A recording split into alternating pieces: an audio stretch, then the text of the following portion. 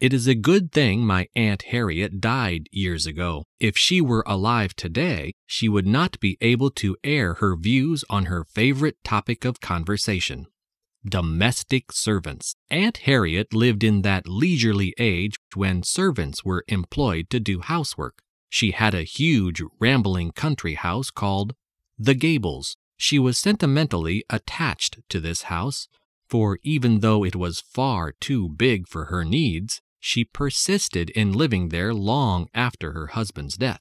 Before she grew old, Aunt Harriet used to entertain lavishly. I often visited the Gables when I was a boy. No matter how many guests were present, the great house was always immaculate. The parquet floors shone like mirrors. Highly polished silver was displayed in gleaming glass cabinets. Even my uncle's huge collection of books was kept miraculously free from dust. Aunt Harriet presided over an invisible army of servants that continuously scrubbed, cleaned, and polished. She always referred to them as the shifting population, for they came and went with such frequency that I never even got a chance to learn their names. Though my aunt pursued what was, in those days, an enlightened policy in that she never allowed her domestic staff to work more than 8 hours a day, she was extremely difficult to please. While she always criticized the fickleness of human nature, she carried on an unrelenting search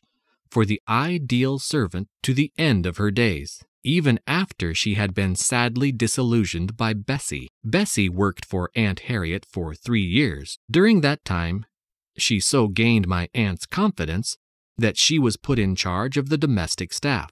Aunt Harriet could not find words to praise Bessie's industriousness and efficiency. In addition to all her other qualifications, Bessie was an expert cook. She acted the role of the perfect servant for 3 years before Aunt Harriet discovered her little weakness. After being absent from the Gables for a week, my aunt unexpectedly returned one afternoon with a party of guests and instructed Bessie to prepare dinner. Not only was the meal well below the usual standard, but Bessie seemed unable to walk steadily. She bumped into the furniture and kept mumbling about the guests. When she came in with the last course, a huge pudding, she tripped on the carpet and the pudding went flying through the air, narrowly missed my aunt, and crashed on the dining table with considerable force. Though this caused great mirth among the guests, Aunt Harriet was horrified. She reluctantly came to the conclusion that Bessie was drunk. The guests had,